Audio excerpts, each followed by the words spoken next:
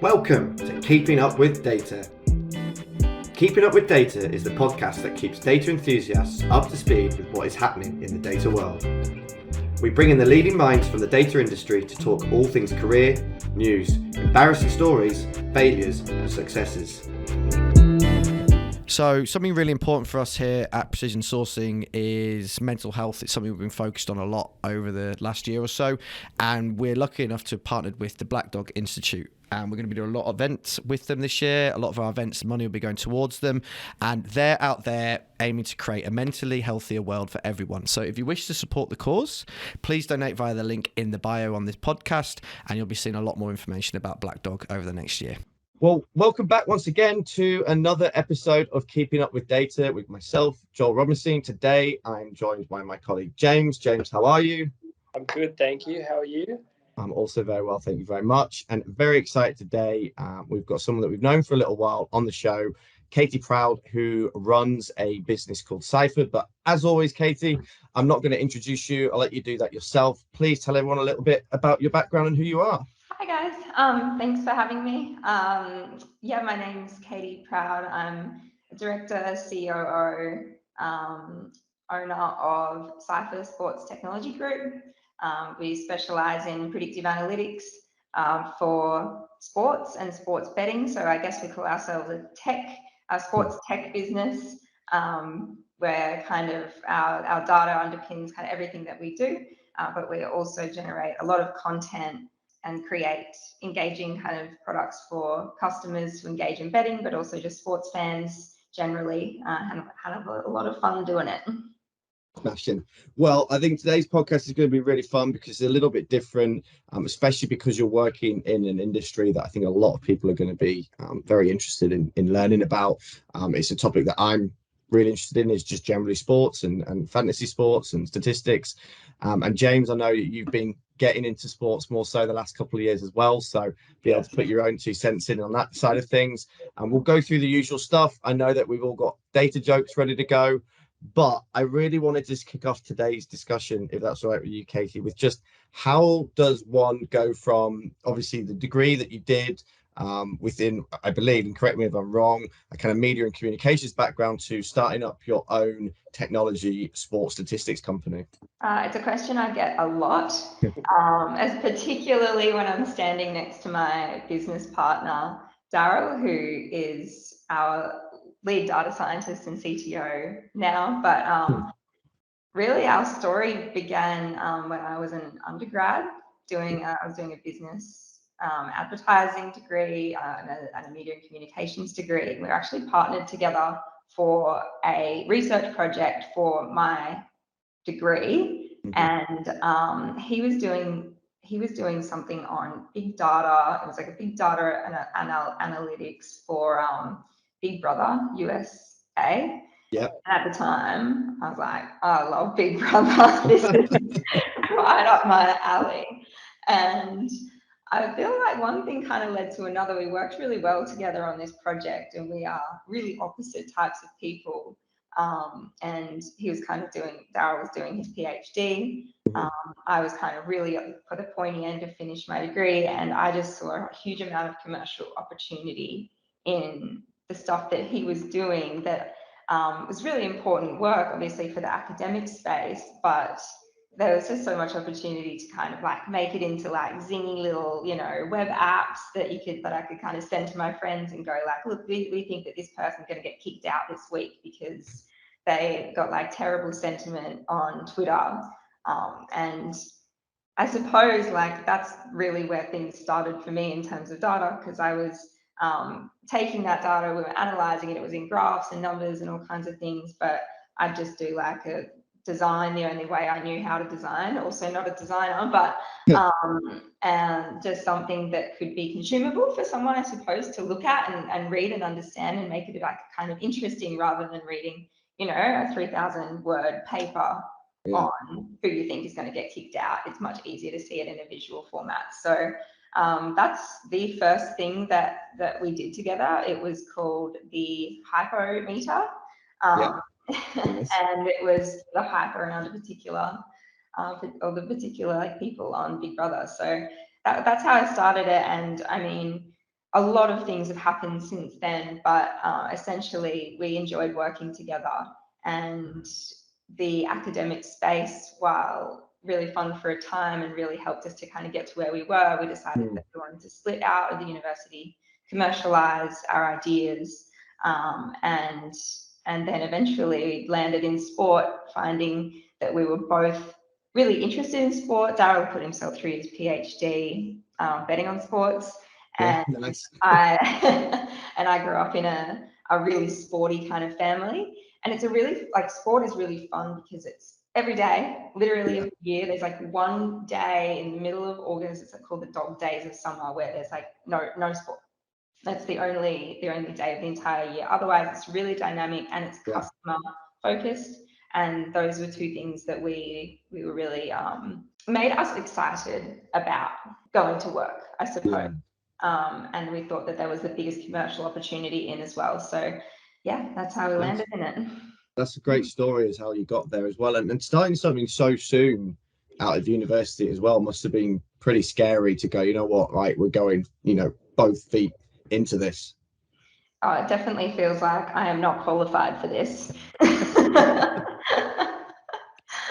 That is a weird feeling. Yeah, I always wanted to own something, run something of my own, but I did not think, I thought it was going to be, learn, grow reputation and grow your skills and continue to learn. And, one day you'll have that golden idea and then you'll launch it. Whereas this happened in a completely flipped on its head kind of way.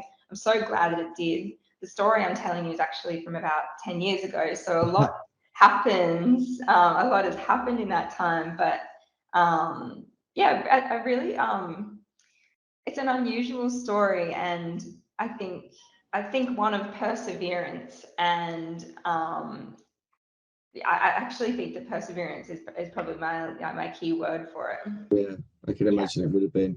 Changing when you have to, and adjusting as you have to, but also believing in your IP and finding opportunities for it.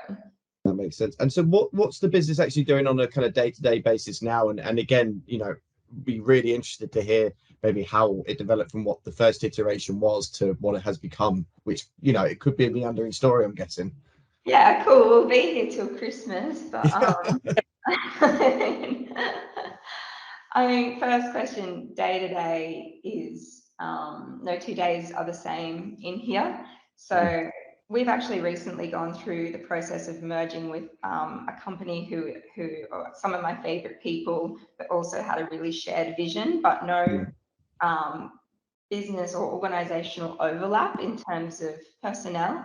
And we decided to work together as two companies, launched a product together in the US. I mean, that's a whole story in itself, which I'll tell in a minute, but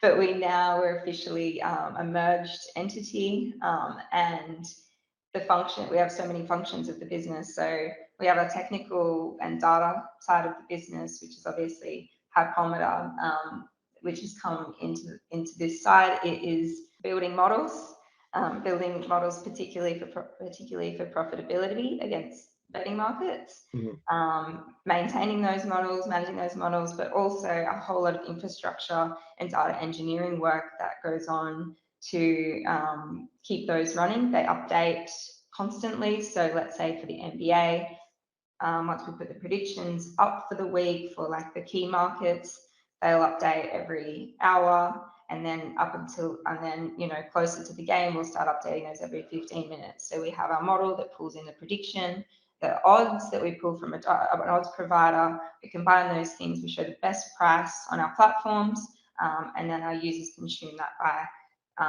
seeing what the best odds are. They get that information, they click out to a bookie, and they subscribe.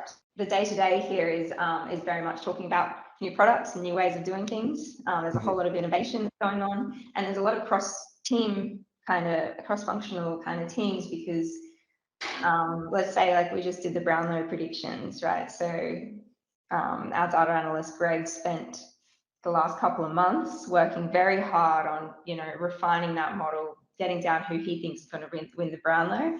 And then across the teams, we've got he went on did Sky News interviews and all kinds of things. But then we did a report, which the social guys do. We've been doing kind of weekly video segments on it. So the data is central to what we do, and is interesting to everyone, rather than it sitting in the back of like your executives like inbox kind of thing. That data is actually what we give to our customers, is one of our key value propositions. So off track a little bit, but the day-to-day tends to look like a lot of different things moving around, everyone talking to each other, putting out content, predictions, fixing bugs, and kind of partnering with external companies who also want to have this information on their own sites. That makes sense. And I'm sure working in an industry, sports, where, like you said, everything is happening at such speed and it's happening every day, and things change so quickly, whether it was with an injury or, you know, weather conditions or whatever it may be, you must have to just accept that you are in an industry where you've got to be able to kind of roll with the punches, in a sense. Yeah, like a rule change will just come out of nowhere, or one of our data providers will just change their API, switch the teams around. Like, yeah, you roll with the punches for sure. There's I can imagine shortages stuff going on, but yeah, I mean, to say that one of the major things that has happened in this industry, in this space, is that the US is legalizing sports betting currently, and has been doing so. Really, now it's actually been a couple of years since, you know, Jersey was first passed.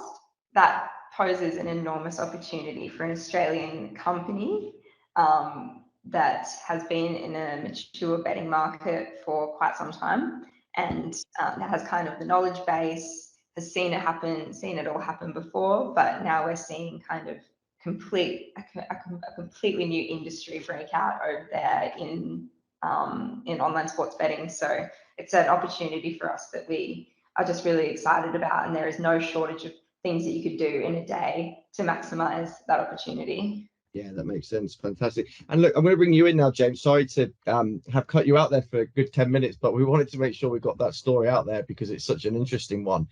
Obviously, you've been working with Katie over the years as well, in terms of finding candidates for the business and generally pitching Cipher and sports and data together. From what I understand, it's an industry that people are always super interested to want to work within, not just for the reason that sports is maybe a passion of theirs. Like, when you're speaking to candidates about them as a business and about the industry, like, what kind of things do people say? They find it quite interesting because it's, like Katie was mentioning, that it changes so quickly. So the fact that no today's ever be the same, and the fact that you have to be adaptable, means you're always on your toes. So you're constantly challenged, which is what a lot of people want, because if you start to plateau, get a bit bored, you know, you lose your skills. But if you're always challenged, you feel you're constantly learning, constantly adapting. You're also, I think it keeps you a bit young in terms of your mind, because you have to be switched on. What I also see is that it's a collaborative team, and everyone wants to be around people that are just happy at work and like really passionate about what they're doing, because it makes you feel better, and it just gives you that warm feeling. You're like, I want to go to work, and you get excited to get out of bed. You don't wake up on Monday rolling your eyes being like, why am I having to go to work today? I know you push it aside, but the passion about it is quite a niche market, although a lot of people like sport. Like you touched on the start, I have not really had much to do with it, but the past 12 months I've learned all about it, and I now have all these random facts in my head that are stuck with me, and I've decided to enjoy it a lot. Like, I know this week with the AFL Grand Final, I'm now heavily invested, whereas 12 months ago I wouldn't have given two craps. And it's just, people feed off the energy as well. And so it's something that, if you were working, say, in a company like Cipher, you know, you can suddenly talk to your family or your friends about the work you're doing, and they get it, because sports becomes such an integral part of a lot of people's lives, and it's a really community-driven space. And I think it's constantly changing, and even looking at certain sports and how they've changed in the past 12 months, it's interesting to see where they'll get in another 18. 100%. That's an interesting point about people being able to go home and talk about what they do. I imagine that doesn't happen a lot in this space, And I have people say that all the time, like, oh, I don't really get it, what it is that you do, kind of thing. But yeah, when you can relate it to sport, and probably everyone that works here is, they're just like, what pick, what's your pick for tonight? Yeah, exactly. One of the questions we always ask on the podcast as well is, does your family get what you do? And I think you've hit the nail on the head there, James. With sport, you kind of can get it across no matter how technical the work is that you're doing. Yeah, I feel like I feel like a good press release in the Fin Review does a world of good to get your family interested. Yeah. 100%. No, most people don't understand exactly what it is that I do, but like, really, could you say that you fully understand what it is that any of your friends or your family do? We'd No, probably be like, probably not for what is- most of them.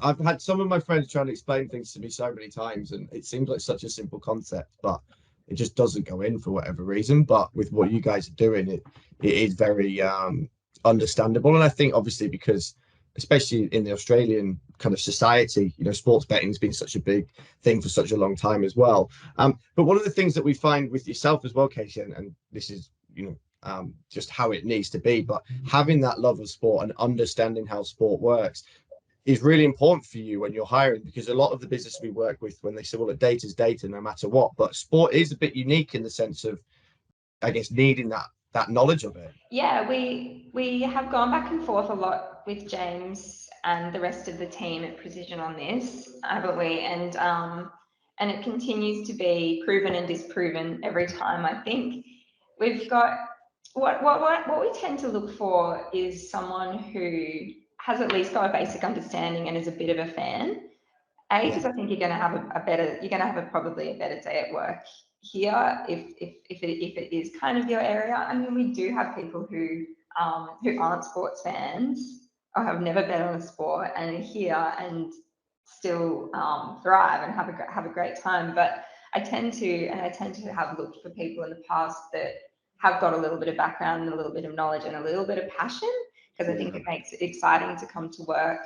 That you can we've got sport playing on the TVs all day, every day. And that's an enjoyable thing for any sports fan to go to work and have that. And so like a couple of our guys, like they previously worked in accounting or in one case liquidation, totally different area, but absolutely loved their NRL, their AFL, and maybe even, did their own kind of little bits of analysis on the side. They've now had complete career shifts away from accounting. They get to work in sports every day, but still work with numbers and spreadsheets. And that, I think, is a really exciting career move, to be doing something that you love, but applying what your skill set is. So, I mean, it's an opportunity to change career in a way, as well. 100%.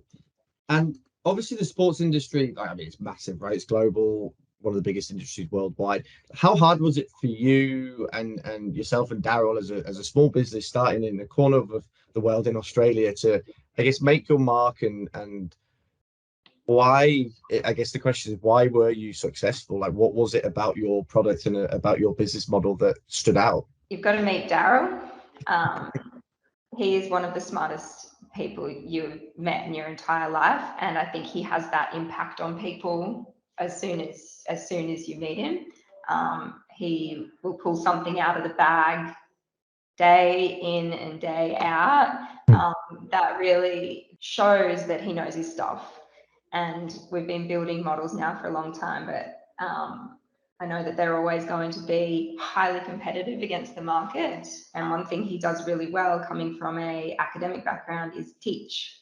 And so the people that start here, I suppose we sometimes underpromise and overdeliver in the learning space. So we don't kind of put it out there as something that will happen necessarily. Obviously, we provide lots of professional development opportunities in an official capacity, but I think that's really a strong ability to kind of learn. And so the people that we bring in, well, let's say from like the accounting background, come in and you have the ability to learn the way that we do things and the way that Darryl does things. So you're kind of creating a cohort of people who are doing it all in that way. The reason I say that is I think that is kind of our secret sauce a little bit, in that we've got a combined workforce of people who have all been kind of nurtured by this way of doing things. And that's just to do with quality, doing things really well, caring about what you do, and enjoying it.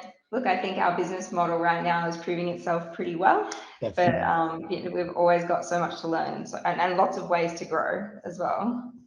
And obviously breaking into the US market as well. So you set yourselves up over there. You've got an office over in America as well now? Yeah, so I've got an office in New York, where one of our co-founders, Nick Slade, is based.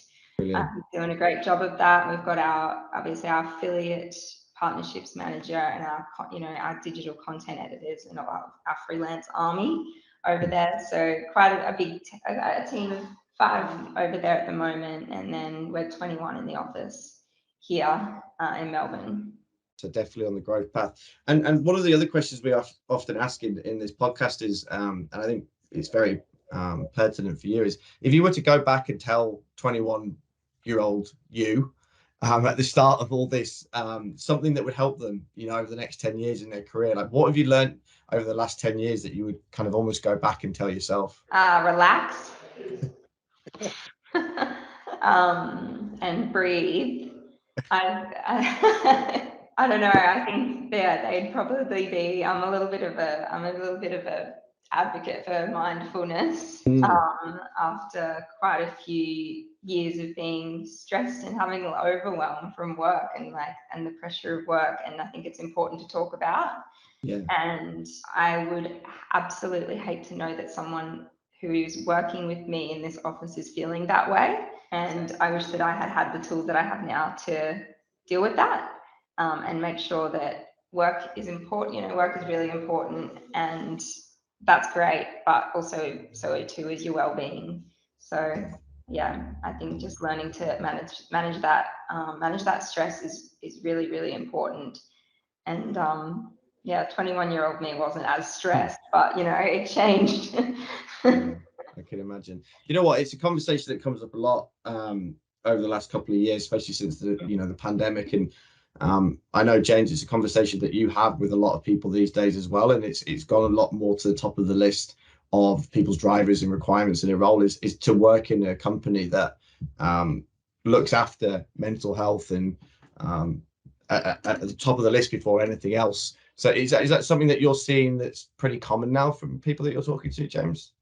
Yeah, it's people want to know they can be somewhere where they get to enjoy their work, but they're not going to just be like a cog in a machine where it's just based on you have to always do what you have to do. Like, we always have good days and we have bad days, and I think it's important to, and what people want as well, be in a team where others can recognize the bad days and will just be there to help support, and then in turn they can support other people when they're having bad days, and that just helps you to have a better quality of life. Because if you've got that support at work, you've got a team, and even from a management perspective, that can realize that you feel a bit more comfortable and you feel safer, and then you become a bit more open, and it's easy then say spot certain things or help people progress further. And then even helping, like you said, Katie, you might then be able to help them build a tool set and help them learn some new skills that they might not have had access to before, and that in the turn they can pass on to their own friends and family. So it's like a ripple effect.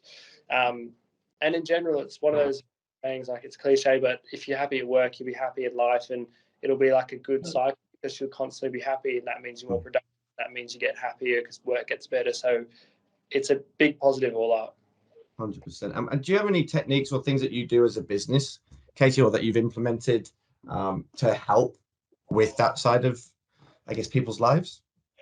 Yeah, I mean, we have our companies signed up to Insight Timer. So I don't know if you guys know about Insight Timer, but it's an awesome free app that you can download, and it's kind of all breathing exercises and everything. And they just not that long ago launched a Insight Timer for work kind of thing, where you can sign your organization up, and that you can send that link out to everyone, and then they've got kind of immediate access to it's like, you know, a guided meditation for your commute to work, or Sure. a break in the middle of the day, or whatever. So I absolutely love that. I'm a huge advocate for just like, you know, wake up and just do a breathing exercise for 5 minutes. It just sets your day on a totally different track. So that is one thing. We've also got a system in place for how do I say it? So it's basically everyone in the business can call a number if they are in need, and they can access a person to talk to, a professional to talk to immediately. And that's available to our people, but also their families, the direct families. So we've got access to that. And then the other thing is you can talk like being open and sharing your experiences. So I think it's like one thing to say, oh, we care about your well-being, we care about mindfulness. It's another thing to actually share your own experience and just normalize it. And so we like to just kind of normalize that. If you're not having a good day, you don't need to say that you're having a great day. And I hope to be kind of approachable, and that someone feels open enough to tell me about that. Whether they're having a sick day or a sick day is a different thing. And it's okay either way. That's cool. Yeah, we've got something called Headspace, I think it's James, is it? Headspace? Yeah.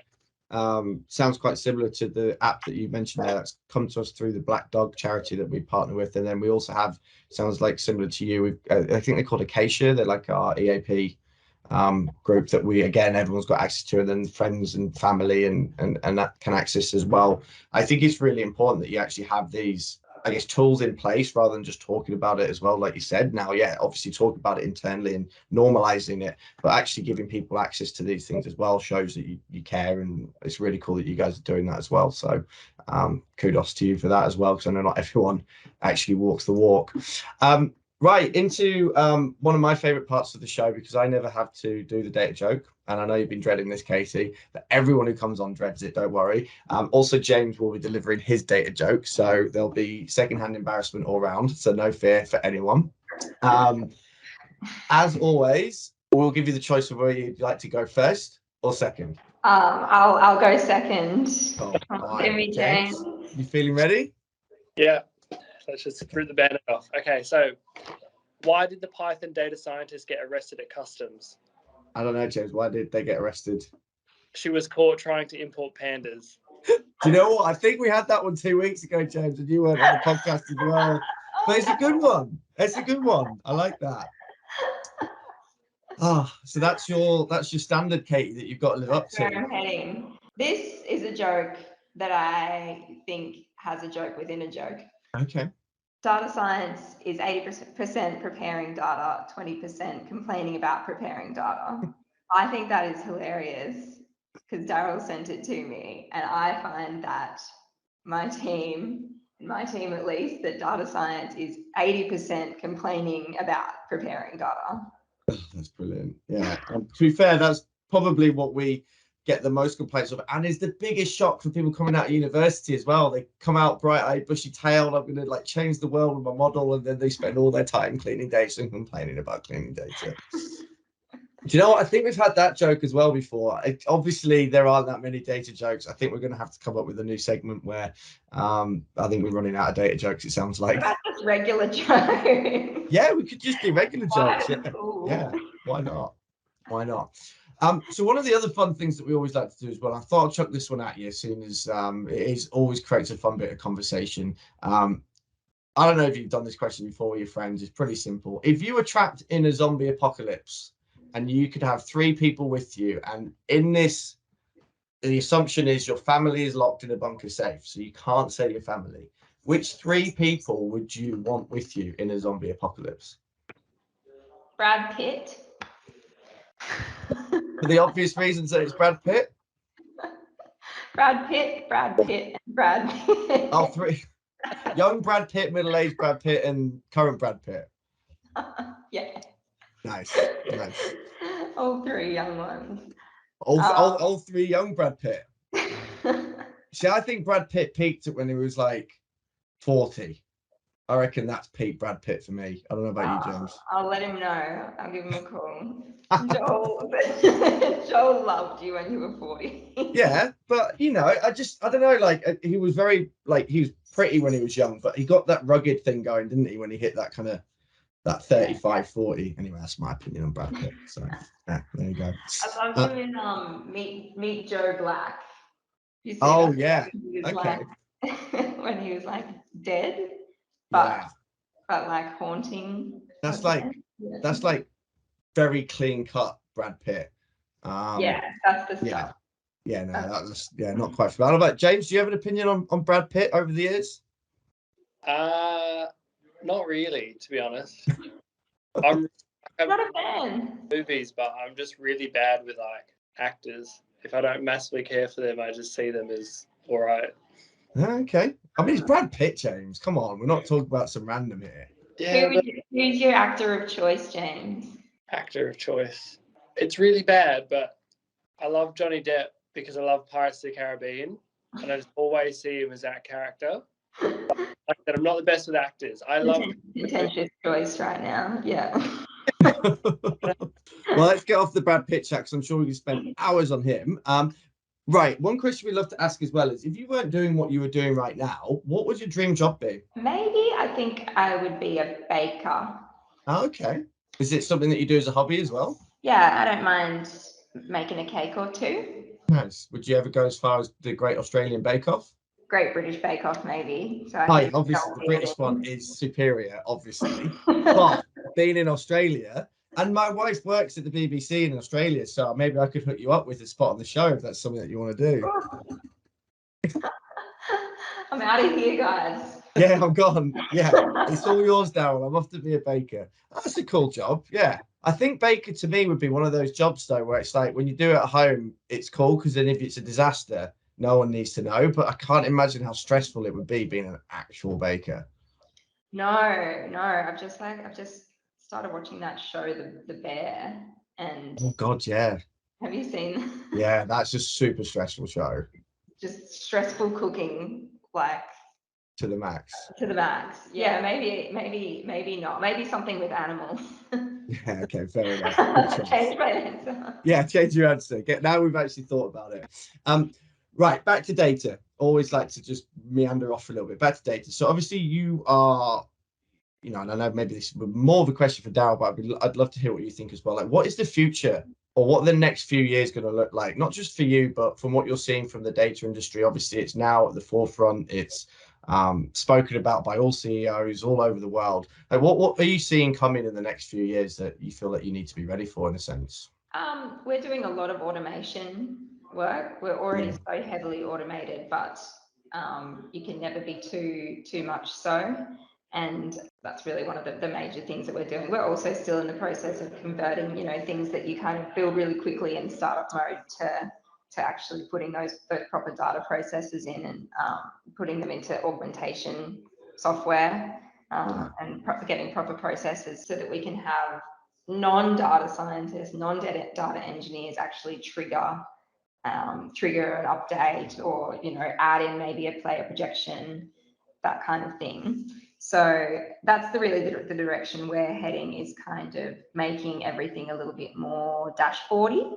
Mm-hmm. So that's basically just making it accessible to a wider range of people within the business. Do you think that with automation, I mean, when I started 2010, a lot of the roles that I placed were, data analysts using Excel and VBA, and one of the jokes that everyone would say back then was, "Oh, I've automated myself out of a job," because you could kind of do that in VBA. Do you ever think we're going to get to that point with data engineers and data scientists in a sense where they could almost automate themselves out of a job? Or do you think it's one of those jobs where you're always going to need that kind of human element at the beginning stages of it to kind of design it in the right way as such?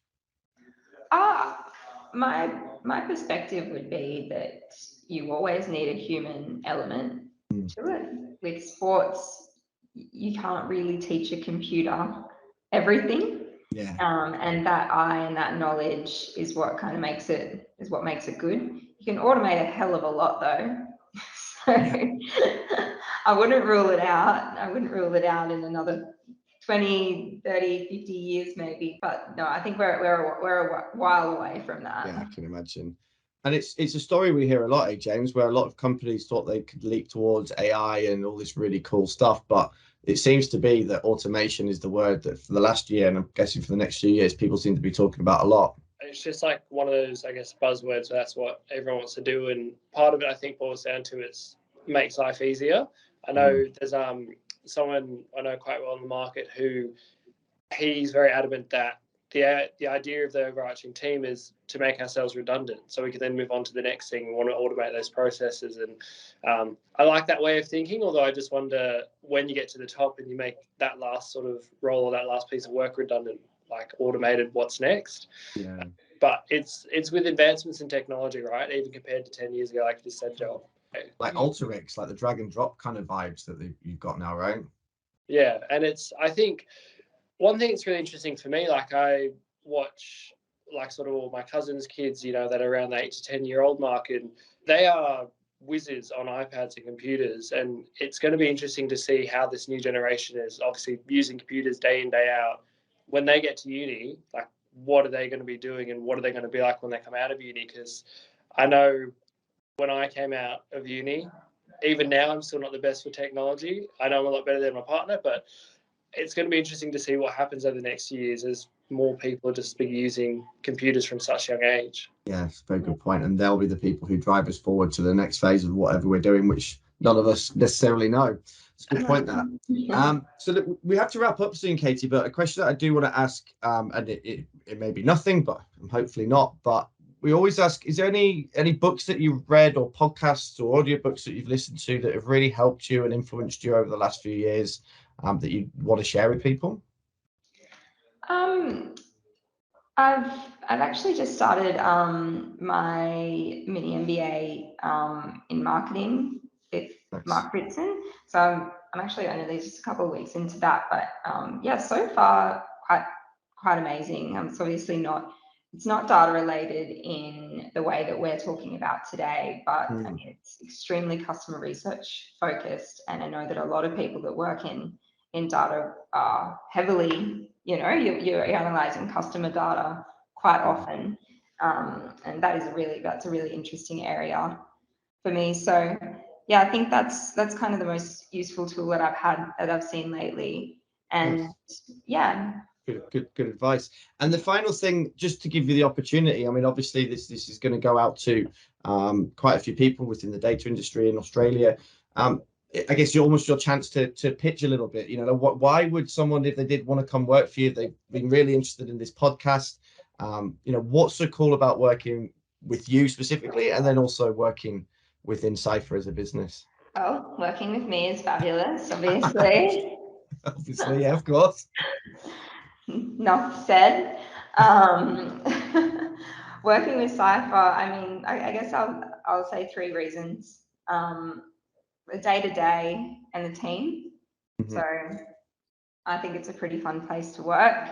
Everyone's a pretty good vibe, and the pace and excitement here when we're celebrating something or striving for something or launching something is really, really good fun. And we're shortly about to move into kind of a new fit out office in Collingwood. So that's one big reason to come work for us. But really, the other thing is subject matter. So data is first at Cipher, and so is sport. And so those 2 things combined can make for a really exciting project, and the ability to innovate.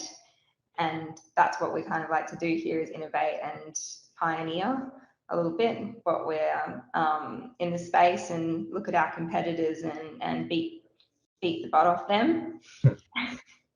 And then the third thing is kind of the way that we're paving the way in the market itself. So striving for excellence in our products, always working towards automation and improvements, like you said.